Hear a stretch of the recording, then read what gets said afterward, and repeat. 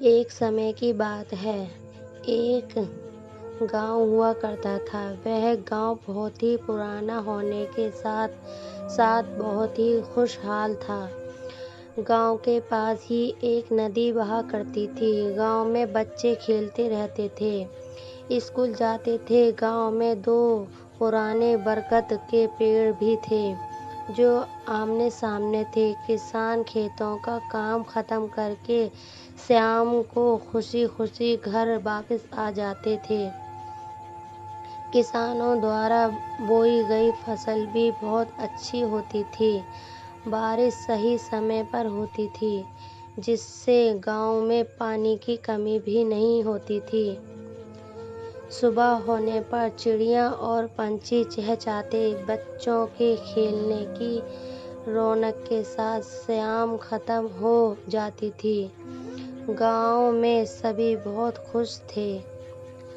उस गांव से कुछ ही दूरी पर गांव से भी पुराना एक जंगल था। जंगल में बहुत से पशु पंछी रहा करते थे जो बहुत ही खुश थे। सभी पशु पंछी आपस में मिलजुल कर रहते थे, बातें करते और गाना भी गाते थे। लेकिन एक समय ऐसा आया कि बाजार में लकड़ी से बने सामानों की मांग बढ़ गई, जिस कारण शहर के लोग जंगल आकर धीरे धीरे सभी पेड़ों को काटने लगे। एक दिन उनके पास गांव जा एक बुजुर्ग व्यक्ति आया और कहने, अरे तुम ये क्या कर रहे हो? अगर तुम ये पेड़ काटेंगे तो बहुत बुरा समय आएगा। बस इतना कहकर वह व्यक्ति वहां से चला गया।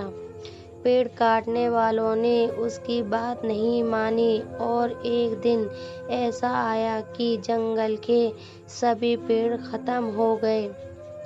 गर्मी का समय आ गया। गर्मी से बचने के लिए किसी भी पशु पंछी को छांव नहीं मिलती थी। गांव के पास बहने वाली नदी धीरे धीरे सूख गई।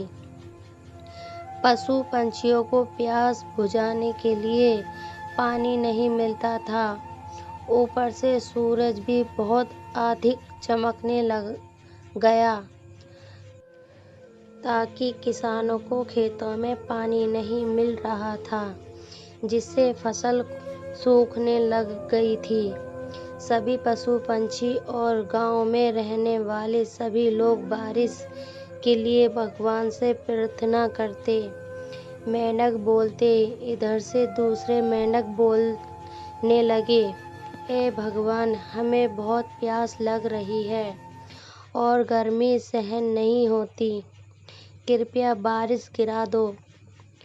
बारिश बारिश बारिश, सभी पशु पंछी चहचहाते हुए बोलते, हे भगवान, बारिश बारिश बारिश। उस बुजुर्ग व्यक्ति की बात बिल्कुल सही हो रही थी। गांव में जो दो पेड़ थे वो आपस में बोलते, अगर बारिश नहीं हुई तो हम सूख जाएंगे। वह भगवान से प्रार्थना करते हैं, भगवान बारिश डाल दो।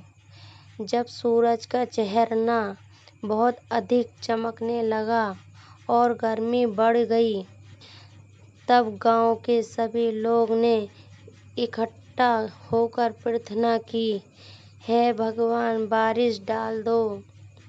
सभी लोग सच्चे मन से भगवान से प्रार्थना करने लगे। एक दिन भगवान से गांव के सभी लोगों की प्रार्थना सुनी और देखते ही देखते आसमान में काले बादलें आने लगे। कुछ समय बाद बहुत तेज बारिश होने लगी। फसलें फिर से लहरा उठीं। पशु पंछी बारिश में खुशी से नाचने लगे। नदी में फिर से पानी आ गया। गांव के लोग फिर से खुशहाल रहने लगे।